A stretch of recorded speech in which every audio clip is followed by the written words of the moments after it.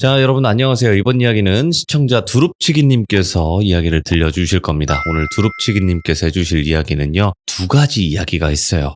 이분이 또 승무원이다 보니까 기내에 관련된 현실 공포 이야기가 있다고 하시고, 그리고 고등학교 때 수학여행 가서 겪었던 일들이 있었나 봅니다. 어떤 이야기인지 바로 한번 들어볼게요. 네, 여보세요? 두릅치기님 안녕하세요. 돌비님 안녕하세요. 네, 오랜만에 뵙는 것 같아요.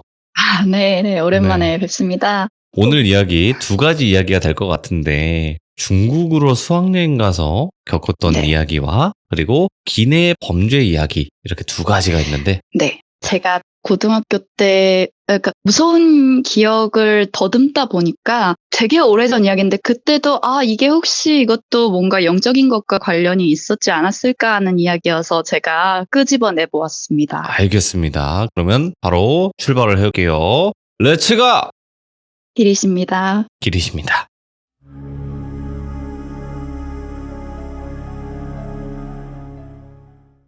굉장히 오래됐던 기억인 것만큼 제가 최대한 그때 기억을 살려서 이야기를 전달해 보려고 노력을 할게요. 고등학교 2학년 때 그때 당시에 저의 또래의 학생분들은 아마 공감을 하실 건데, 한창 중국으로 수학여행을 가는 게 붐이었었던 시절이 있었어요. 그래서 저희 학교도 여자 고등학교였는데 베이징으로 수학여행을 가기로 결단이 나서 베이징에 있는 자매 결연을 했었던 학교를 방문을 하고 이웃 나라의 문화를 배우고 오는 그런 의미 있는 수학여행을 경험시켜주겠다라는 취지로 베이징으로 수학여행을 떠나게 됐습니다. 네. 그래서 예정대로 중국 베이징에 도착해서 저를 포함한 많은 친구들은 중국이란 나라에 처음 가보는 거니까 굉장히 기대를 가지고 반티까지 맞춰서 베이징에 수학여행을 갔고, 일정을 소화를 한 다음에 저희가 묵기로 했었던 호텔에 체크인을 하게 되었었어요. 근데 그 호텔은 지금 생각해도 굉장히 임팩트가 강하게 남았던 부분이, 인테리어가 정말 기둥, 벽, 천장, 바닥까지 뭐 할 거 없이 전부 다 빨간색으로 도배가 돼 있었던 거예요. 중국 분들이 문화적으로 붉은색을 좋아해서 복을 불러온다는 의미가 있는 색깔이기 때문에 좋아한다는 들었는데, 이렇게 온 건물 안을 붉은색으로 도배를 해야 할 만큼 좋아하는구나를 처음 느꼈고, 그쪽에서부터 강한 임팩트를 느끼고 호텔로 입성을 하게 됐습니다. 오, 예. 네, 그래서 오전, 오후에 이제 낮에 많은 일정을 소화하고 났으니까 보통 수학여행을 가면 저희가 꼭 하는 게 친구들끼리 모여서 게임도 하고 수다도 떨고 과자도 까먹고 그러면서 시간을 보내잖아요. 그때 당시에 저희가 2인 1실을 받아서 친한 친구들 2명씩 짝을 지어서 한 객실을 배정을 받았는데, 그때 당시 제가 친했던 그 그룹의 친구들이 한 5-6명은 돼서 한 친구의 객실로 저희가 몰려 들어가서 그쪽에서 이제 보드게임도 하고 즐거운 시간을 보냈었어요. 네. 그러다가 잠에 들게 되었는데, 살짝 잠에 들었다가 이제 깨보니까 시간이 한 2시 반이 조금 넘은 시간이었던 거예요. 근데 그때 당시는 왜 그렇게까지 선생님의 말씀에 그렇게까지 복종을 했는지는 모르겠지만, 선생님께서 이제 저희가 호텔에 입성을 했을 때 너네 잠은 꼭 너네 방에서만 자야 되고 남의 객실에서 자다가 걸리면 내가 벌점을 부여할 것이라고 이렇게 엄포를 놓으셨거든요. 그래서 어렸던 학생이니까 이제 그 벌점 받는 게 너무 무서워서 선생님한테 걸리기 전에 아침에 선생님이 객실을 돌다가 너 왜 여기서 남의 방에서 자고 있어라고 이제 걸릴 수도 있으니까, 친구들은 다 자고 있는데 저는 이제 새벽에 혼자 제가 원래 배정받았던 숙소로 돌아가려고 담요를 뒤집어 쓰고 몰래 이제 살짝 나오게 됐어요. 네. 근데 나왔는데 조금 지금 생각해도 이상했던 게, 보통은 새벽 시간이라 하더라도 체크인을 밤에 하시는 분들도 있고 왔다 갔다 하시는 분들이 가끔 있을 수도 있으니까 어느 정도의 불빛은 남겨두고 이제 복도에 길이 보일 정도로 이렇게 불을 밝혀두는 게 정상이잖아요. 근데 그 붉은색 복도를 지나서 엘리베이터까지 도달하는데 정말 아무런 불빛이 없고 초록색 비상구만을 알리는 그런 불빛만 있는 거였어요. 그래서 그때 제가 뭐 스마트폰도 없고 그냥 그 슬라이딩 폰 그때 최신이었던 게 그런 거였으니까 거기에 화면을 켜서 그 불빛에 의존을 하면서 긴 복도를 지나서 엘리베이터까지 갔는데 제 친구의 객실은 저가 배정된 객실보다 5층 정도 아래에 있었던 객실이었거든요. 그래서 이동을 위해서는 엘리베이터를 꼭 타고 갔어야 됐는데 그때 당시 호텔 구조가 특이했던 게 사각형의 건물이 있으면 중간이 아예 뻥 뚫려 있고 이 건물 테두리에만 객실이 이렇게 삥 둘러서 있고 엘리베이터 너머에 이렇게 난간을 밑으로 보면 밑에 로비까지 그렇게 쫙 보이는 그런 형태의 구조였거든요. 그래서 이 좁고 긴 통로를 쭉 지나서 엘리베이터 앞으로 도달을 했는데 이제 엘리베이터에 올라가는 버튼에 이렇게 손을 누르려고 이렇게 손을 쭉 뻗은 채로 막 이렇게 젠걸음으로 받아가는데 갑자기 제 눈앞에서 엘리베이터 문이 싹 열리는 거예요. 순간 뭐지? 이게 내가 버튼을 누르지도 않았는데 왜 이게 이렇게 열리지? 혹시 밑에 로비에 있는 직원들이 나를 보고 내가 탈 것 같아서 배려하는 차원에서 문을 열어준 건가 하고 살짝 난간 밑으로 이렇게 로비층을 봤는데 로비층에도 불이 하나도 안 켜져 있고 정말 암흑 그 자체였어요. 예. 그래서 제가 그 엘리베이터 앞에서 5초 동안 세상에서 5초 동안 그렇게 많은 고민을 한 적이 없었던 것 같아요. 이걸 타야 돼 말아야 돼 타야 돼 말아야 돼 이러면서 무서운데 선생님이 내릴 벌점이 더 순간적으로 이제 이긴 거죠. 거기에 대한 무서움이. 그래서 정말 타기 싫은데 탔어요. 그리고 제 객실이 있었던 5층까지 정말 몇 초가 안 걸리잖아요. 엘리베이터를 타고 이동을 하면. 근데 너무너무 그때 그 짧은 순간에 느꼈던 이 공포감이 지금 생각해도 예전에 그 기내에서 겪었다거나 호텔에서 갸위 눌렸을 때보다도 더 강했던 것 같아요. 그때는 어렵고 그랬으니까.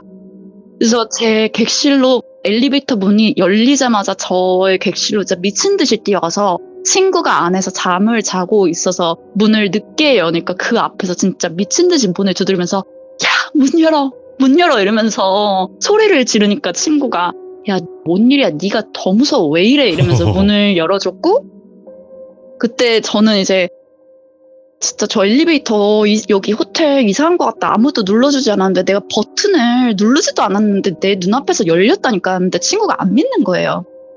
그래서 한껏 억울해하면서 잠을 자고 그 다음날 이제 호텔을 체크아웃을 담임 선생님이 다 해주시고 공항으로 가는 버스에 몸을 실었는데 나 어저께 진짜 무서운 얘기를 했다고 또 뒤에 타고 있는 애들이랑 제가 수다를 떠는 거예요. 했더니 뒤에 앉아 있었던 친구가 야 너도 그랬어? 야 나도 여기서 진짜 이상한 거 겪어서 나 남의 객실에서 나 잤다고 벌점이고 뭐고 나 저기서 진짜 무서워서 죽는 줄 알았다고 이러면서 자기가 겪은 이야기를 또 얘기해 주는데 그 친구도 2인 1실로 평소 자기가 제일 친했던 친구와 방을 배정을 받았어요.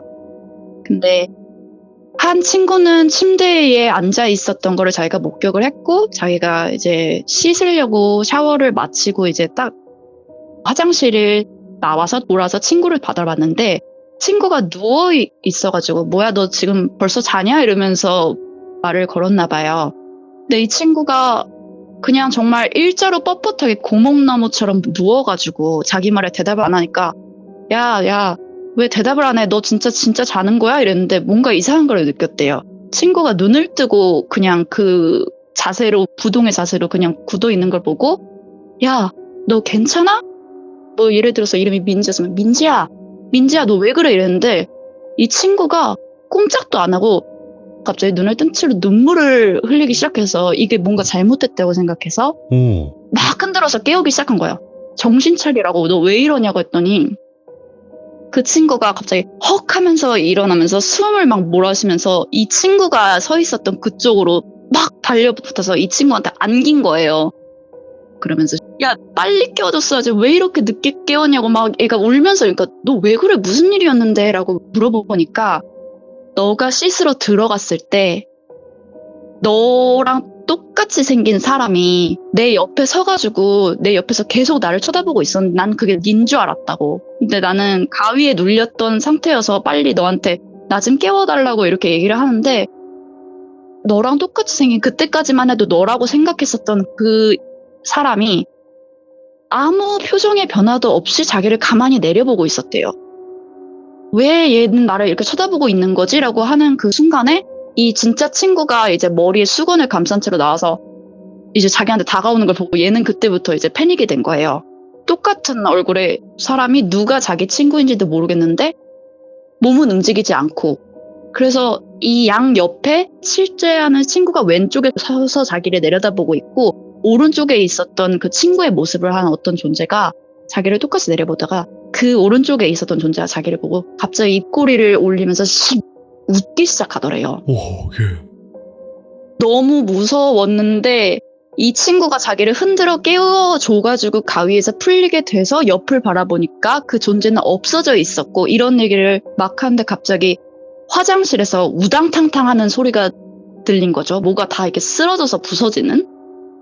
그래서 이거 지금 무슨 소리야? 이러면서 몰라, 뭐 쓰러지는 소리 같지 않았어?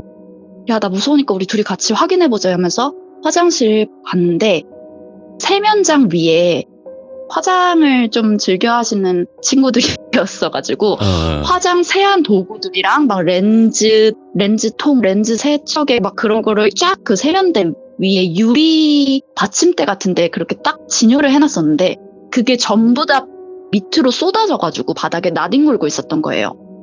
근데 위에 선반 같은 게 부서지거나 뭔가 무너져야지 이 화장품들이 바닥에 떨어져야 되잖아요. 근데 그 선반은 멀쩡하게 그냥 있었대요. 그래서 이 친구들이 그때부터 이제 멘붕이 돼서 나 이 방에서는 우리 못 잘 것 같다 이러면서 다른 층에 있는 친구들 객실에 가가지고 잠을 잤다고 이제 얘기를 하니까 여기 진짜 이상한 거 아니냐면서 저희가 이렇게 얘기를 하게 됐고 담임 선생님한테도 여기서 이상한 일이 있었다고 토로를 한 거죠. 그래서 실제로 이런 일 때문인지는 모르겠는데 그 다음해부터 저희 학교가 베이징으로 수학여행을 갔을 때 호텔을 바꿨다고만 들었어요. 전달에 들었었어요. 그래서 이런 기묘한 일들이 있었습니다. 그러게요. 이게 참 말로 설명하기가 쉽지는 않았겠지만 그래도 이런 일들을 겪어본 사람들은 나도 그런 경험이 있어 이렇게 하시는 분들도 계시거든요. 네, 저도 방금 이제 시참하기 전에 이 호텔이 너무 궁금해서 제가 엄청 찾아봤는데 정보를 찾을 수가 없더라고요. 그래서 뭐 망해서 없어진 건지 아니면 단순히 상호명을 바꾼 건지는 알 수 없지만 그래도 예, 이런 일이 있었습니다. 예. 그러면 이게 이제 중국 수학여행 갔을 때 이야기였고 이제 두 번째는 직업괴담이 될 것 같아요. 이게 직업괴담이고 기내에서 실제로 아주 흔하지는 않지만 종종 현재도 이어지고 있는 아주 안 좋은 악질 범죄에 대해서 말씀을 드리려고 합니다. 일단은 기내에서 범죄가 발생을 하게 되면 되게 네. 위험하잖아요. 유명하지만 저희한테는 유리한 점이 뭐냐면 네. 비행기라는 공간이 굉장히 한정된 공간이기 때문에 그렇죠. 어떠한 갈등이나 무력 사태가 발생을 하면 저희는 바로 이 사람을 정말 강력 범죄자처럼 경찰한테 바로 인계를 할 수 있는 권한이 있어요. 저희한테는. 웬만하면 그런 범죄 이력을 가진 사람들도 알거든요. 자기가 이러이러한 경력이 있는 게 항공사 측에서 다 프로파일링이 되어 있고 주시하고 있다는 것을 알기 때문에 웬만해서는 그런 막 저희가 이제 무력으로 아니면 국내 쪽에서는 테이저건을 쏜다던가 그런 방식의 무력 제압까지 하는 경우는 없다 치는데 그래도 잊을만 하면 뭐 발생을 한다고 하더라고요. 네, 오늘 제가 말씀드릴 이야기는 아동 인신에 관한 이야기를 해드리려고 해요. 국제적인 아동 인신에. 그래서 그 이야기를 들어가기에 앞서서 설명드려야 될 것이 이제 현존하는 항공사에 있는 많은 법칙들은 대부분이 아주 비극적이었던 참사가 일어난 이후에나 제대로 보완이 돼서 제정이 된 그런 룰들이 있어요. 예를 들어서 기장실로 통하는 그 입구가 지금 보면 방탄 기능이 있는 아주 두꺼운 철문으로 비밀번호를 입력해야지 들어갈 수 있는 문이 설치가 되어 있는데 그거는 9.11 사건 이전에만 해도 커튼 한 장에 의존을 했었던 그런 시스템이었대요. 그 범인들이 무력으로 이 기장과 부기장들을 제압을 해서 하이제킹이라고 하죠. 비행기를 납치해서 그런 비극이 일어난 다음에 보안을 강화해야 되겠다 싶어서 이제 문을 설치하게 됐고, 그리고 기장님과 부기장님 딱 2명이 이제 칵핏이라고 불리는 공간에 무조건 2명의 승무원이나 파일럿들이 존재를 해야 되는 법안이 제정된 것도 2015년 아닌가 4년에 독일에 있었던 부기장 한 분이 심신미약이나 우울증 불안장애가 있던 상태에서 설산으로 이제 비행기를 아예 그냥 곤두박질치게 해가지고 모든 사람이 이제 돌아가셨던 사건 이후에 무조건 2인이 있어야 된다는 룰이 생겼고, 그래서 이런 사건 사고 때문에 지금의 안전성이 보장되는 법이 많이 생겼거든요. 근데 그 중에서도 이제 제가 오늘 말씀드릴 것은 비행기 서비스 중에 UM 서비스라는 게 존재를 해요. UM?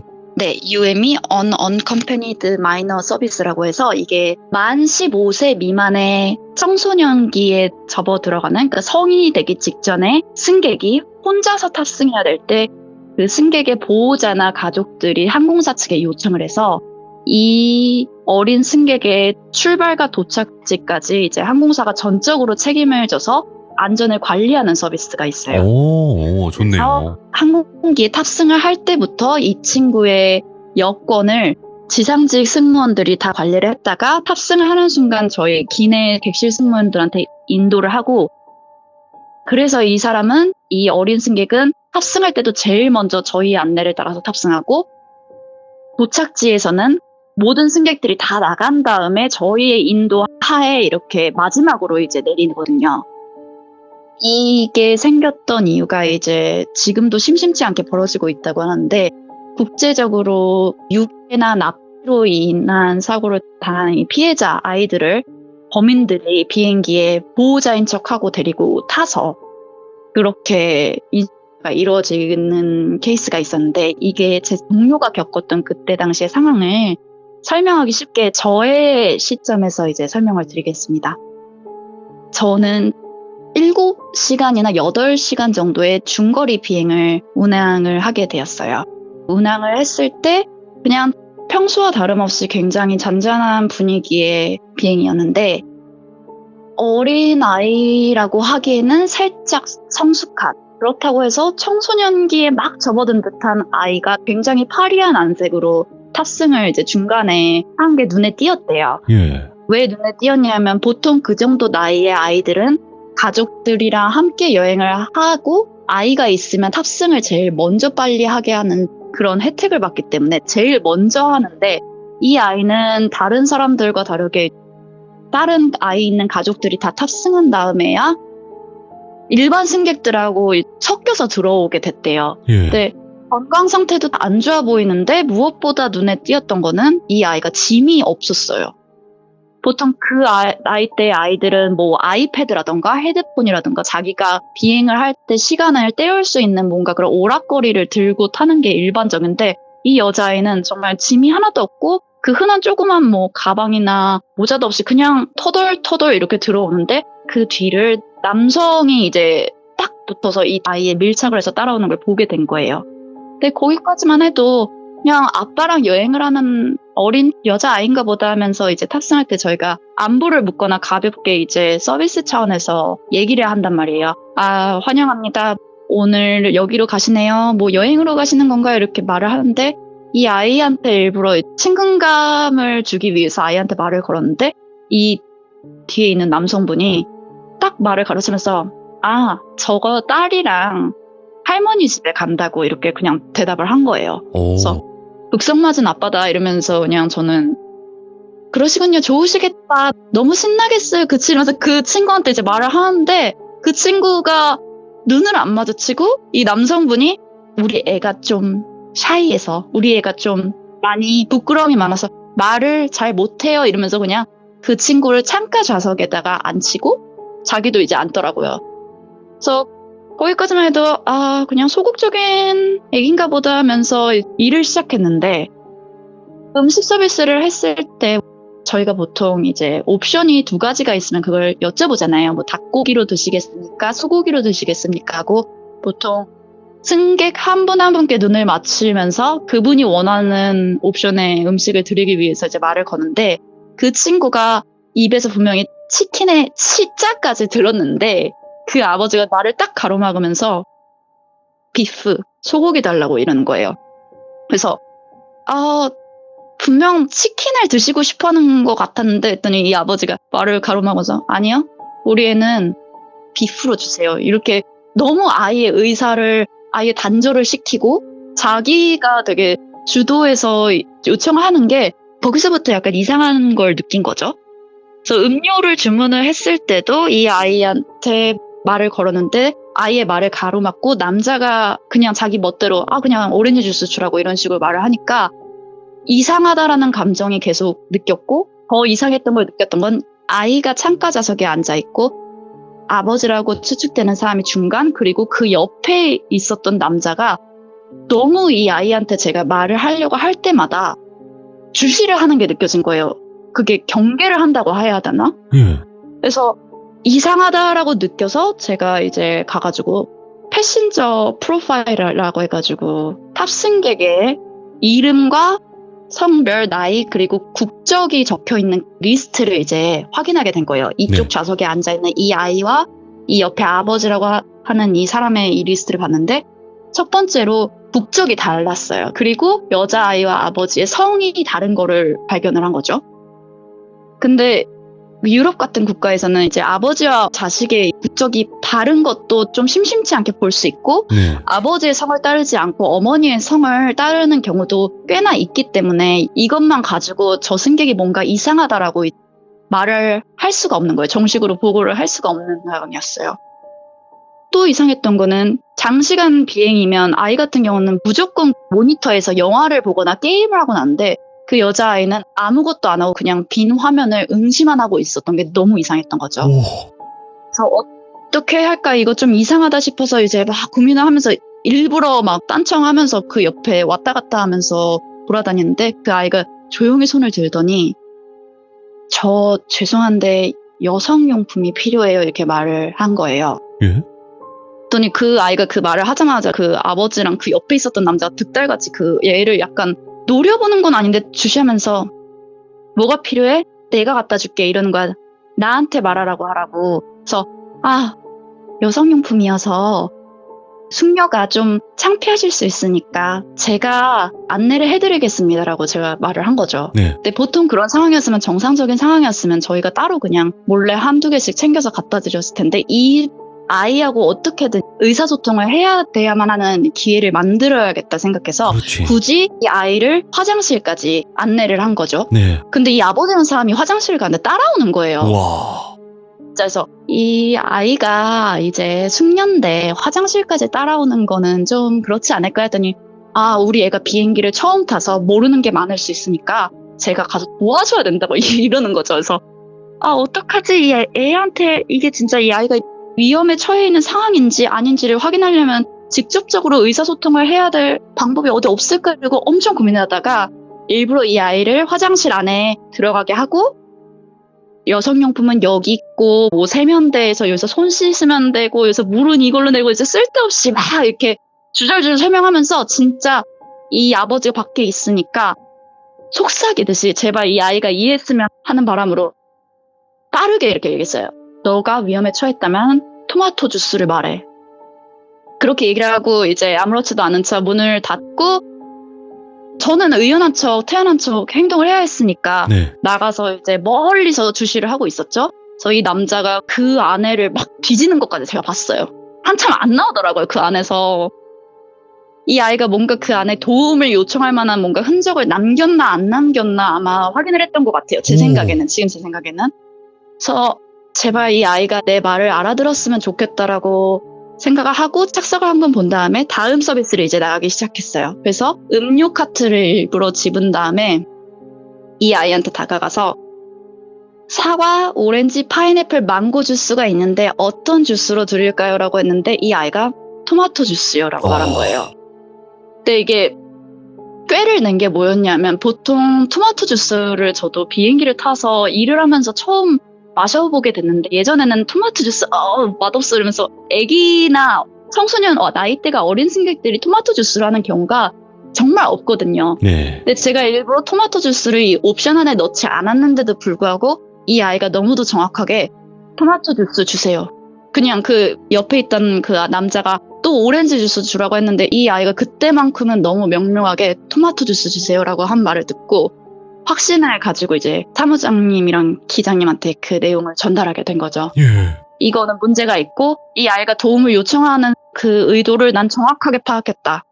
그래서 기장님께서 그 얘기를 진지하게 들어주시고 도착지에 있는 공항 경찰에 이제 연락을 해서 이 남자를 잡았어요. 확인 결과 진짜 국제인권에 가담했던 사람이 맞았고 아이는 저희는 그 이후에는 승객에 대한 정보를 그렇게 전달받지는 못하고 그 완전히 이제 범죄에 관련된 거에서 경찰 측에서 이제 마무리를 해야 되니까 해당 네. 나라의 경찰이 하는 거니까 끝에 어떻게 될지는 모르지만 그래도 말로만 교육대만 이런 일이 있으니까 저희가 항상 주의 깊게 관찰을 해야 한다는 얘기만 들었지 실질적으로 이런 일이 정말 이뤄지고 있구나라는 거를 겪고 느꼈던 이야기를 같이 비행을 했었던 동료가 얘기를 해줘서 이제 전달을 해드린 이야기였습니다. 와, 소름 끼친다.